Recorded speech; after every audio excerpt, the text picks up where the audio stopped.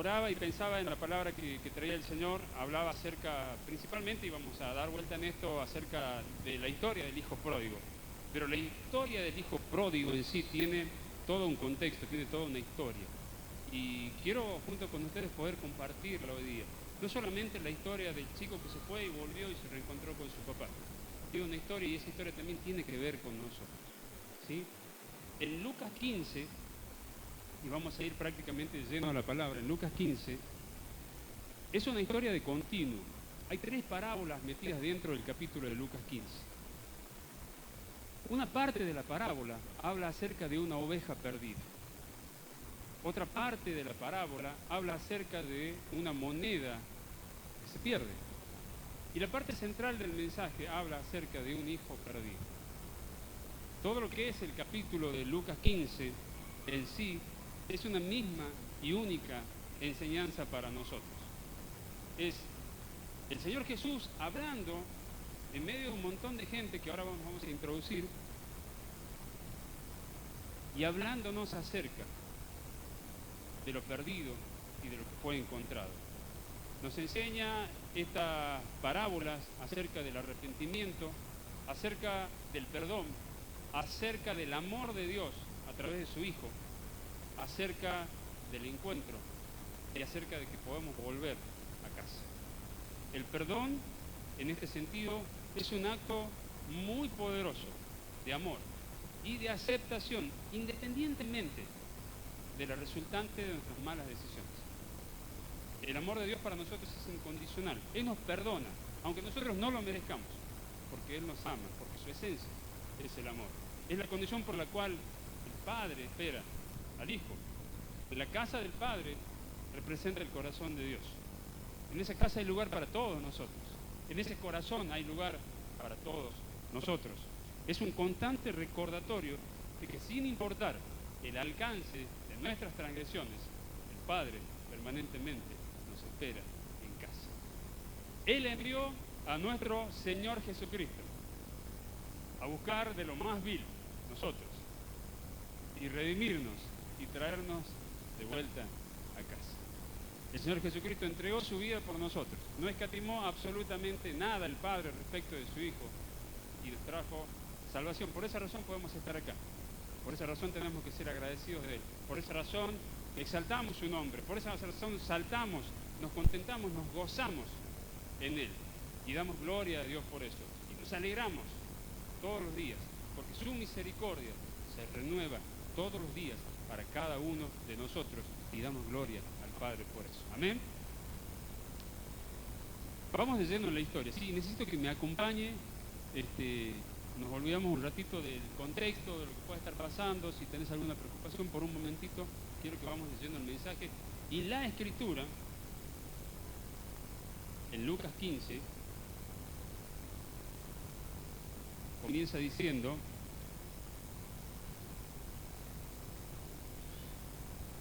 quiero que se centren en esta primera parte de la historia. Por ahí la pasamos muchas veces así medio por encimita. Me van a disculpar un segundito. Yo voy a poner el cronómetro para que no me pase. También tenemos que ser ordenados en eso. Y la historia comienza diciendo: los cobradores de impuestos y otros pecadores de mala fama a menudo venían a escuchar las enseñanzas de Jesús. Nos quedamos un ratito acá, ¿sí? Habla acerca de cobradores de impuestos y otros pecadores, como si hubiera una determinada clase, una escala, una clasificación de pecadores. Somos todos pecadores, ¿no? ¿Sí? Por gracia estamos acá. Y por la obra de Cristo estamos acá. Amén. Pecadores de mala fama. O sea, no solamente había una lista, sino que había una clasificación de los tipos de pecados y todos pecamos al fin y al cabo. Y a menudo, constantemente, siempre venían a escuchar las enseñanzas de Jesús. Entonces es una foto. Jesús está parado ahí, hay una multitud, una clasificación de todo tipo de pecadores y Él está compartiendo un mensaje.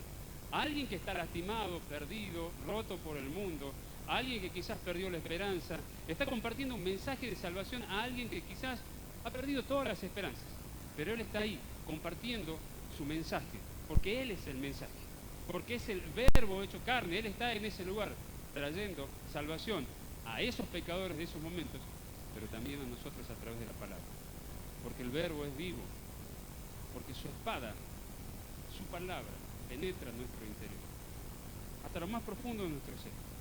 Y termina convenciéndonos para poder aceptarlo como nuestro Señor y como nuestro Salvador. Vamos al siguiente. Por eso los fariseos y los maestros de la ley religiosa se quejaban de que Jesús se juntaba con semejantes pecadores y hasta comía con ellos. Acá hay otro grupo. Entonces está el Señor Jesús, vamos a la foto de vuelta, con un montón de pecadores de mala fama, entramos todos nosotros ahí, y hay un grupo de religiosos, fariseos, escribas, que se estaban quejando y estaban murmurando, diciendo, ¿qué hace este hombre acá? Entonces, hay dos grupos, hay dos facciones. Yo quiero que recuerde esto porque esto lo vamos a retomar al final del mensaje. Hay dos grupos. Uno, todo roto, buscando, sediento, hambriento, el mensaje de la palabra de Dios. Y hay otros religiosos, quizás muy pulcros por fuera, pero como les decía el Señor, sepulcros blanqueados, quejándose y murmurando acerca de lo que el Salvador estaba haciendo en ese momento, dando un mensaje. Entonces, avanzamos. Entonces, Jesús les contó la siguiente historia. Y aquí entra la primera parte de la parábola. Yo quiero que siga de corrido porque las tres parábolas están unidas en sí. En las tres vamos a encontrar algo que se perdió. Pero vamos a ver una característica en cada una de esas parábolas. Un mensaje que está en cada una de ellas y el mensaje central al final, de cuando volvemos a casa. Entonces Jesús les contó la siguiente historia. Si un hombre tiene 100 ovejas y una de ellas se pierde, ¿qué hará? ¿No dejará las otras 99 en el desierto y saldrá a buscar la perdida hasta que la encuentre? Nos detenemos un segundito ahí. Lo que está preguntando Jesús es una pregunta retórica. Es una pregunta retórica, ¿por qué? Una pregunta retórica que tiene que ver con esto. ¿Qué es lo que indefectiblemente haríamos? Si yo tengo 100 ovejas y tengo 99 en el corral y una se me fue, iría a buscar la que está perdida. Es lo que deberíamos hacer. Es el mensaje que le está dando a todas esas personas ahí. Le está enseñando a los dos grupos que dijimos al principio. Si tengo 99 ovejas que están en el redil, este es un redil, y tengo una que se me perdió allá afuera, que está oscuro, y yo como pastor, ¿qué haría? Saldría a buscar a esa oveja. ¿Y qué haría? La traería de vuelta. Pero me enojaría por tener que salir a la noche y perder tiempo en buscarla y hasta encontrarla y quizás poner en riesgo en esos momentos, en aquella época eran lugares difíciles porque era montaña y había lugares donde las ovejas se iban y se escondían. Pero ese pastor fue en búsqueda de esa oveja hasta que la pudo rescatar y traer de vuelta. El que sigue. Y cuando la encuentra, la cargará enojado, ¿dice así? ¿No? ¿Qué dice? La cargará con alegría en sus hombros y la llevará de vuelta a su casa. El pastor de las ovejas ama a sus ovejas y es capaz de entregar su vida por cada una de ellas. Esa es la historia que nos deja inicialmente esta parte de esta parábola. El que sigue, por favor.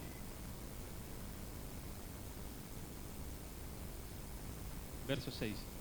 Cuando llegue, y esto ya habiendo vuelto contento, gozoso, alegre a casa por haber encontrado esa oveja que estaba perdida, cuando llega a casa no está solo, hay alguien que le espera, en casa hay más de uno, llamará a sus amigos y vecinos y le dirá, alégrense conmigo porque encontré mi oveja que estaba perdida. Comparte su alegría, comparte su gozo de poder haber encontrado aquello que estaba perdido, no lo abandonó, no lo dejó, sino que fue a su encuentro y esa alegría de poder encontrar lo que estaba perdido la comparte con vecinos y con amigos. El que sigue, por favor. De la misma manera, hay más alegría en el cielo por un pecador perdido que se arrepiente y regresa a Dios que por 99 justos que no se extraviaron, y damos gloria a Dios de nuevo por eso. Amén. Y es importante que podamos tener esta mirada de la enseñanza que está dejando Cristo en ese momento. No pierdan de vista dos grupos de personas. y hace referencia sobre esta parábola de la oveja perdida, de tal manera que hay más alegría en el cielo por un pecador perdido, que se arrepiente y regresa y vuelve a casa, que por 99 justos que no se extravían. Amén. Esa es la primera, es la introducción, es la primera parte de esta serie de parábolas. La que sigue, por favor. Supongamos que una mujer tiene 10 monedas de plata. Esta es otra parte de la parábola, ¿sí? Es complemento de aquella primera. Supongamos que una mujer tiene 10 monedas de plata y pierde una. ¿No encenderá una lámpara y barrerá toda la casa y buscará con cuidado hasta que la encuentre? También es retórico. O sea, si tengo algo de valor en casa y lo tengo en un determinado lugar y de momento lo pierdo, ¿no voy a dar vuelta a la casa para encontrarlo? Si es algo valioso para mí, no voy a mover todo lo que tenga que mover, limpiar, levantar la alfombra, barrer, hacer, etcétera, etcétera, lo que sea necesario para poder encontrarlo. Claro que lo voy a hacer. Y nuevamente el Señor acude a la parábola y dice algo muy particular. Dice, ¿no encenderá una lámpara y barrerá y limpiará? La Escritura en alguna parte dice, nadie pone una lámpara debajo del almud, sino que lo pone en lo alto para que pueda alumbrar ese lugar, para poder encontrar lo que estaba perdido. Nuestro mensaje, el mensaje de salvación hacia el mundo, en las condiciones en que está afuera, es justamente esa lámpara. Y tiene que ser una lámpara puesta en alto, una lámpara con mucha luz, una lámpara que pueda alumbrar la vida de las personas que están perdidas. Es la parte que nos toca como iglesia.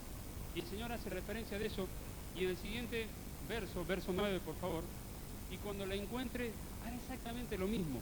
Llamará a sus amigos y vecinos y le dirá, alégrense conmigo, porque encontré mi moneda que estaba perdida. Amén. Y permanentemente el Señor hace referencia de poder encontrar lo que estaba perdido. Nosotros estuvimos perdidos en algún momento. De la manera que lo pongas, en algún momento de tu vida, estábamos perdidos, estábamos confundidos, quizás tomamos malas decisiones, erramos el camino, nos quedamos, nos puede haber pasado un montón de cosas. Pero Dios nunca dejó de buscarnos. Porque Dios nunca deja de buscarnos. Porque Dios es un Dios de amor. Porque Él tiene preparado un lugar para nosotros. Un lugar especialmente preparado para nosotros. El que sigue, por favor. De la misma manera hay alegría en presencia de los ángeles de Dios cuando un solo pecador se arrepiente. Y como ven, la historia sigue dando vuelta sobre ese centro. Hay alegría en el cielo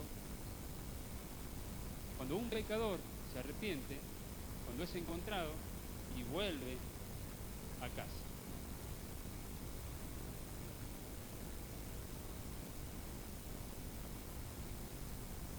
Qué importante que podamos valorar ese amor del Padre.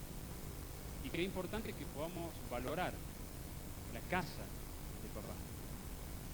Nosotros no pertenecemos ya a este mundo si somos hijos de Dios. Somos hijos de Dios. ¿Amén? Entonces somos forasteros, estamos de pasada por acá. Como decía el pastor hace un rato, el tiempo está cerca. Siempre decimos esto, ¿no? Es tan cerca, yo lo grafico, estamos ahí. El Señor viene pronto. Él va a volver. Lo hizo una vez. Y va a cumplir con su palabra, lo va a hacer nuevamente. Y me gozo en eso. Porque va a volver por su iglesia. Porque Él es fiel. Porque Él no falla. Porque Él nos ama incondicionalmente. Por encima de lo que nosotros podamos hacer. Porque todos los días está su gracia, su misericordia para nosotros. Y Él envía a su Hijo en rescate por todos a los que Él ama. Entonces, pensando y entrando de lleno a la historia del hijo pródigo, quiero que atendamos esta parte, porque siempre nos quedamos con el mensaje del hijo pródigo como un chico que se fue, que malgastó su dinero, el dinero del padre, y cuando estuvo fundido, se dio cuenta, se metió la pata y volvió. Pero no nos olvidemos ninguna de las partes de esta historia que estamos compartiendo, de estas parábolas. porque todo al final se va a volver a ligar y vamos a poder ver con claridad el mensaje de salvación, el mensaje del Padre a través de un Hijo que intenta permanentemente hacernos volver en sí y volver a casa y recuperar lo que el mundo intenta quitarte, porque siempre te perteneció, porque eres hijo, porque no eres huérfano, porque hay un Padre que siempre ha estado buscándote para poder volver a casa. Entonces, cuando vamos de lleno ya a Lucas 15, 11, comienza la parábola y dice la historia: para ilustrar mejor esa enseñanza, Jesús le contó la siguiente historia. Un hombre tenía 2 hijos. El hijo menor le dijo al padre: quiero la parte de mi herencia antes de que mueras. Suena fuerte, ¿no? Imagínense un hijo reclamándole al papá: quiero que me des la parte y me toca a mí antes de que vos te mueras. Puede sonar duro. En la antigüedad, y creo que hasta la época se usa todavía, que uno deja así una herencia, en la medida que quede algo, ¿no? Pero esa herencia queda para cuando uno ya no esté en este mundo. En este caso el hijo está pidiendo algo excepcional: dámela antes de tiempo, antes que vos te mueras, por las dudas. Y quedé pensando, ¿qué está pensando este hijo para hacer eso? Si supuestamente en la casa de mi padre tengo de todo, tengo 2 hermosos aires, ventiladores, un montón de hermanos bonitos por acá que se portan recontra bien, la estamos pasando bomba, pero ¿qué hace que yo me vaya de la casa? ¿Qué pensamiento estará corriendo por la mente de esta persona que tenga que pedirle esto al padre para poder irse? Y el padre le da su parte y el hijo se va. Entonces el padre accedió a dividir sus bienes entre sus 2 hijos, el que sigue. Pocos días después el hijo menor empacó sus pertenencias y se mudó a una tierra distante, se fue lejos, donde derrochó todo su dinero en una vida desenfrenada. Todo lo que hicimos nosotros es lo que pasó acá. Malgastamos, lastimamos, pero mientras todo esto pasaba, también nosotros recibimos la paga de nuestras transgresiones. Yo quiero que siga atentamente el derrotero, la parte que le tocó vivir a este muchacho cuando estuvo fuera de casa. El que sigue, por favor. Al mismo tiempo que se le acabó el dinero, hubo una gran hambruna en todo el país y él comenzó a morirse de hambre. El que sigue. Me quedo ahí un segundito. Tenía todo un día y de noche a la mañana dejó la casa del padre. Tomó su propia decisión. El padre la aceptó. No le dijo que no. Le podría haber dicho que no, pero no se lo dijo. Aceptó la decisión. Respetó la decisión del hijo.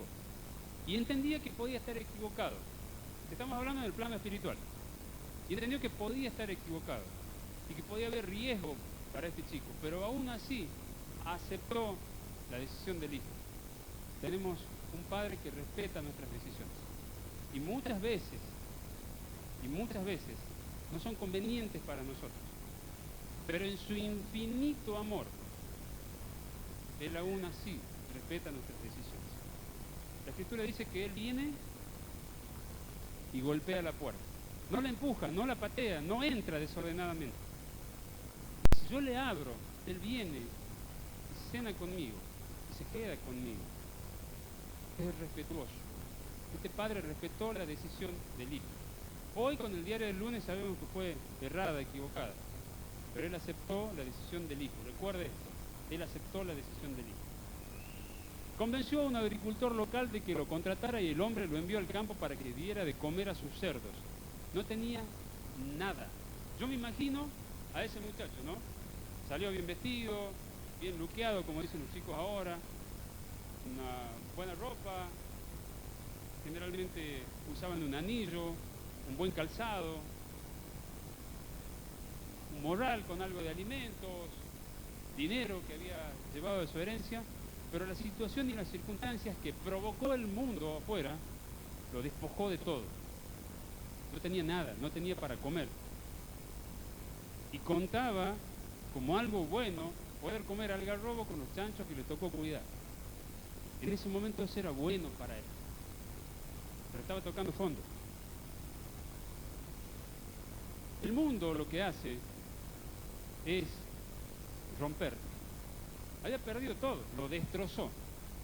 Al punto tal de que en algún momento, y ahora lo vamos a ver en la Escritura, él vuelve en sí. Volver en sí significa volver a pararme, reaccionar, saber quién soy, recuperar de alguna manera la identidad que estaba perdiendo, porque lo que hace el mundo ahí afuera es intentar quitarte la identidad de hijo. Por eso cuando hablamos de la casa del Padre y del Padre, también hablamos de nosotros como hijos, pero de un hijo que viene en rescate por estos otros hijos. Y el enemigo lo que intentó hacer con este muchacho es quitarle absolutamente todo, al punto tal de que él piensa que está todo perdido. Al punto tal de que él considera, y ahora lo vamos a ver en la Escritura, de que ni siquiera es digno de ser llamado hijo. Y que lo consideren como un sirviente más si tiene el privilegio de poder volver a casa. Seguimos con la Escritura.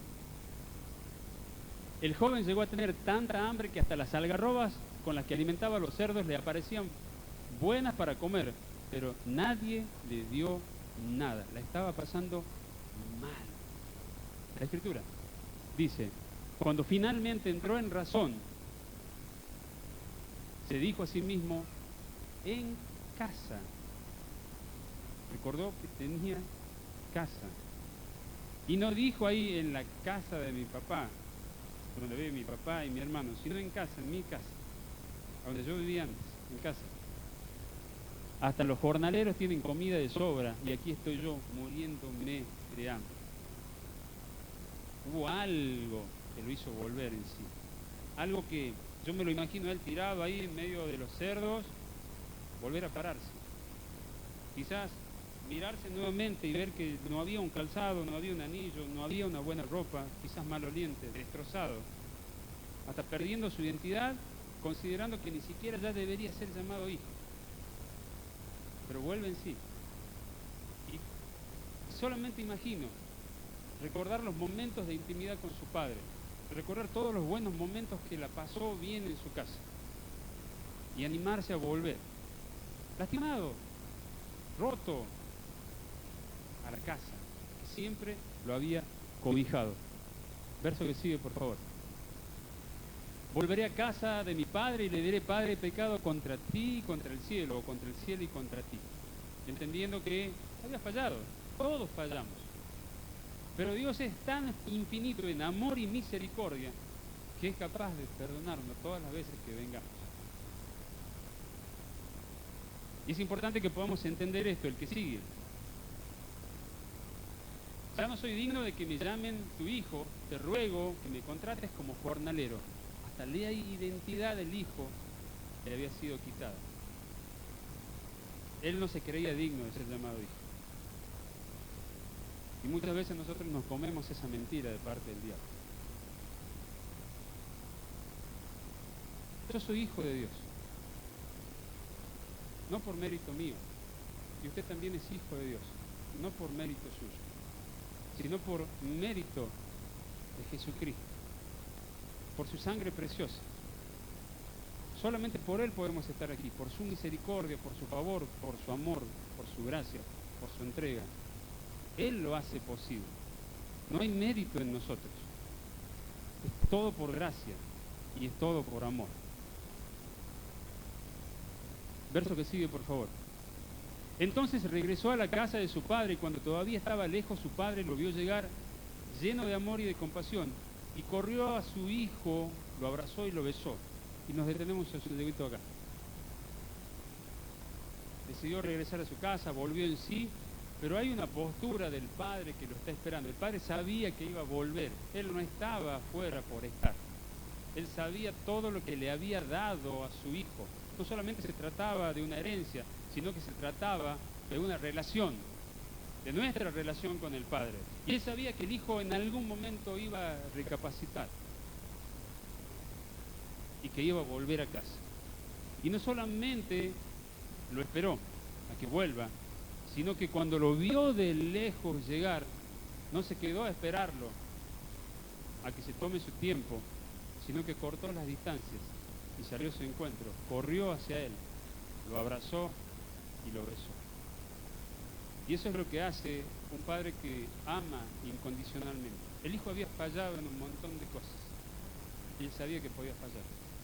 ¿Lo podía detener? Sí, lo podía detener. Le podía haber prohibido que se vaya, lo podría haber hecho, pero no lo hizo. No porque no lo quisiera haber hecho, sino porque respetó la decisión de su hijo. Él siempre ha respetado tus decisiones, malas o buenas, pero nunca ha dejado de amarte, porque Él te ama incondicionalmente, todos los días, y lo va a hacer de tal manera que el Señor Jesucristo va a volver por nosotros, se va a completar su promesa para con nosotros. Amén. Vamos al verso que sigue. Su hijo le dijo: Padre, he pecado contra el cielo y contra ti, y ya no soy digno ni siquiera de que me llames hijo, la que sigue. Sin embargo, su padre dijo a los sirvientes: rápido, traigan la mejor túnica que haya en la casa y vístanlo, consigan un anillo para su dedo y sandalias para sus pies. La que sigue. Maten el ternero que hemos engordado, tenemos que celebrar con un banquete. Verso 24. Porque este hijo estaba muerto y ahora ha vuelto a la vida, estaba perdido y ahora ha sido encontrado. Y entonces comenzó la fiesta y nos quedamos un ratito acá. ¿Estamos bien con el tiempo? ¿Qué estaba haciendo el padre? Ya volvió el hijo, salió a su encuentro, lo abrazó, lo besó. Hubo un reencuentro, hubo perdón, hubo arrepentimiento. Y fiesta ahora en la casa. Y qué lindo que podemos volver a casa. Cómo nos cobija nuestra casa. En invierno la casa es calentita, ¿sí? En verano nos arreglamos con los ventiladores, con un aire acondicionado, pero en el cielo, esa casa es la casa ideal para nosotros. En esa casa no hay enfermedad, en esa casa no hay aflicción, no hay dolor. Hay una adoración permanente de parte de los hijos. Es el lugar perfecto. Y esperamos y anhelamos eso cuando el Señor venga de vuelta. Y nos tenemos que preparar para eso. De alguna manera todos fuimos el hijo que volvió en algún momento a la casa. Y ahí estaba el papá esperándonos.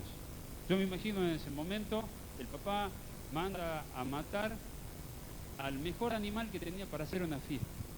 Y me imagino esa casa preparada, me imagino el perfume del ambiente, el lugar, todo limpito, todo acomodado, una alegría enorme de ese papá por recibir de vuelta ese hijo. Ese hijo éramos nosotros en algún momento.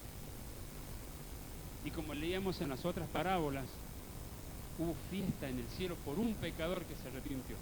Un día hubo fiesta en el cielo porque vos un día te arrepentiste y volviste a casa. Y papá te estaba esperando. Y le colocó un anillo. Y el anillo simboliza identidad. Es su hijo. Le volvió a colocar el anillo, le puso un calzado nuevo. En la antigüedad, andar descalzo era símbolo de ser esclavo. Y él ya no era esclavo, tampoco iba a ser jornalero, sino que iba a ser hijo como siempre lo fue. Le puso una mejor vestimenta, una mejor ropa, hizo una fiesta. Voy a adelantar solamente un poquitito para poder llegar al final, y si los hermanos de la alabanza se acercan, vamos a ir cerrando con esta parábola y con esta historia y con el mensaje para vos. El resto de la historia habla de un hermano que estaba en casa, que está volviendo, y cuando se encuentra en la casa hay una fiesta. No entendía qué pasaba. Preguntó a uno de los sirvientes que estaban en casa, asombrado, sin esperar, sin expectativas. Me suena raro. Cuando un papá está esperando la vuelta de un hijo que estaba perdido y otro hijo que le da prácticamente lo mismo, poco interés en eso. ¿Qué está pasando? Y este jornalero, este sirviente le dice: hay fiesta, porque tu hermano, el que estaba perdido, fue hallado. Y hoy hacemos fiesta por él. Y él, en vez de alegrarse, va y le reclama al padre. Y le dice: pero si él se fue y tiró todo, perdió todo lo que le diste. Y yo que estoy acá, ni siquiera fuiste capaz de darme un cabrito. Y el padre le termina contestando solamente para matizar la historia: hijo, vos estás acá. Todo lo que está acá es tuyo. Todo lo que está acá en la casa es tuyo. Me lleva a pensar cuál era el pensamiento de este varón. ¿Por qué quejarte si tenés todo? Y ahí comienza a tomar forma el resto de la historia. Un hijo que se fue, un pródigo que se fue y perdió todo. Pero un hijo que también estaba en casa, que tenía todo, pero no sabía aparentemente que tenía todo. Un pródigo que se fue reclamando una herencia y que lo perdió absolutamente todo. Volvió lastimado, destrozado, y el padre lo aceptó.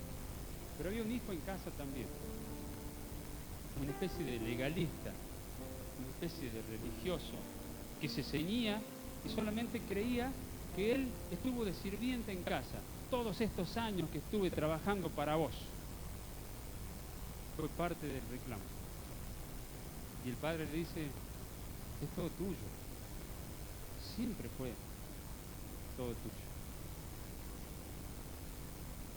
El padre ama a sus dos hijos. El padre siempre amó a sus dos hijos. Pero se desvían. En algún momento nos perdemos. Y el mensaje es que podamos volver a casa. Yo no sé en qué parte de la historia de tu vida estás, pero sí quiero decirte que la casa de papá tiene una puerta abierta y que el Padre está a la puerta esperando. Yo no sé cuánto puedas haber perdido en el camino. Lo que sí sé es que hay un Padre que te ama.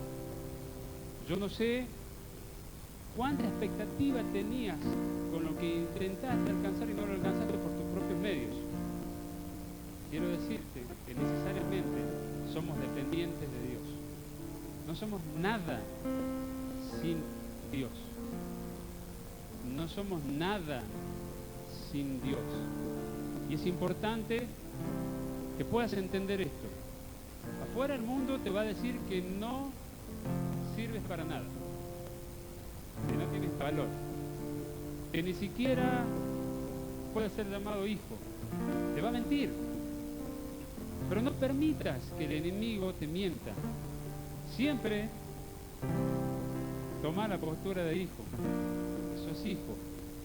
Porque el Padre envió a un Salvador para que pague por nuestras transgresiones. Fue más allá de nuestras transgresiones. Pasó por alto. Y envió a su Hijo en rescate por nosotros. Cuando comenzamos la historia, había dos facciones junto al Señor Jesucristo. Y Él comenzó enseñando estas tres parábolas que acabamos de compartir.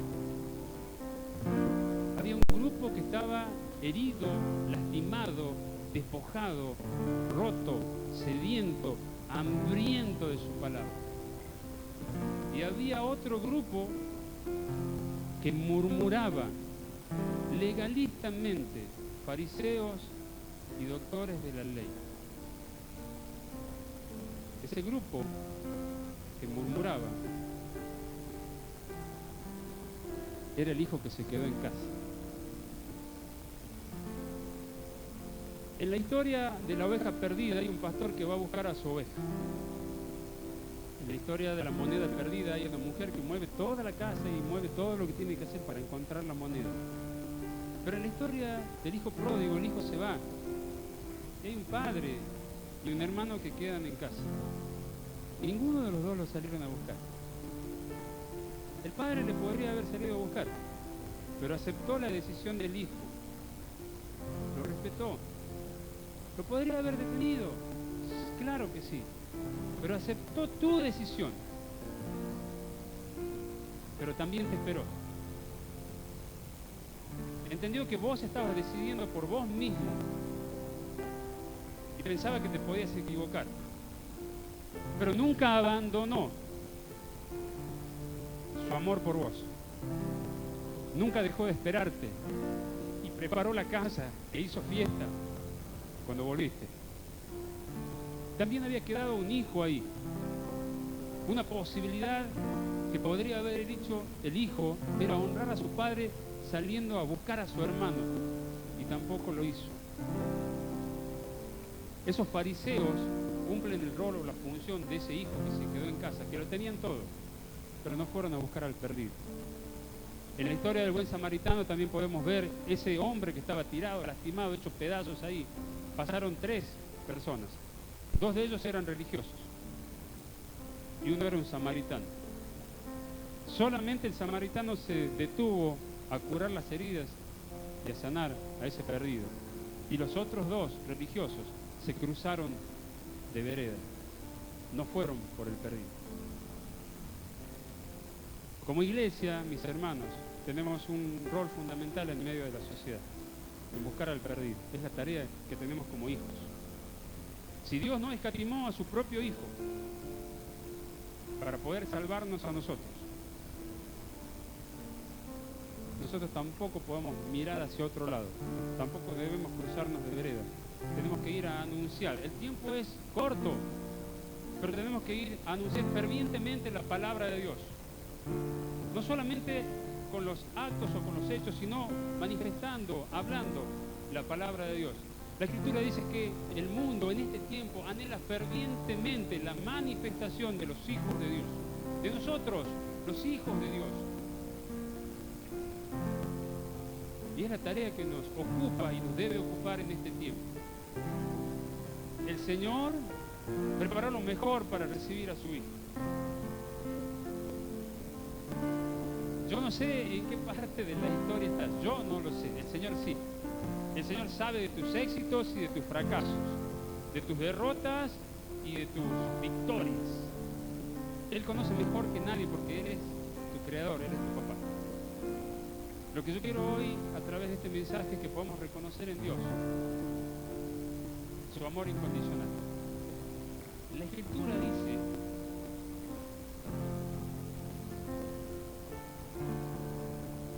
en Juan 14:2: en la casa de mi Padre muchas moradas hay. Si así no fuera, yo os lo hubiera dicho. Voy pues a preparar lugar para vosotros. Permanentemente el Señor nos está buscando, nos habla y anhela que nos podamos encontrar con Él. Si hay algo que te ha estado intentando detener en este tiempo, quiero que te levantes, que vuelvas en sí, que reconozcas que tienes una casa, que hay un padre que te está esperando, que hay un hijo. Y miren este pequeño detalle. En la historia del hijo pródigo, el hermano mayor se quedó en casa, no salió a buscar al hijo, a su hermano. Pero en nuestra historia, en tu historia, el hijo mayor dejó su gloria para venir a buscarte a vos. Y va a volver por su iglesia, porque Él lo prometió de esa manera. Dios no escatimó a su Hijo. Él preparó morada para nosotros. Es su promesa, es lo que se va a cumplir, es lo que va a pasar.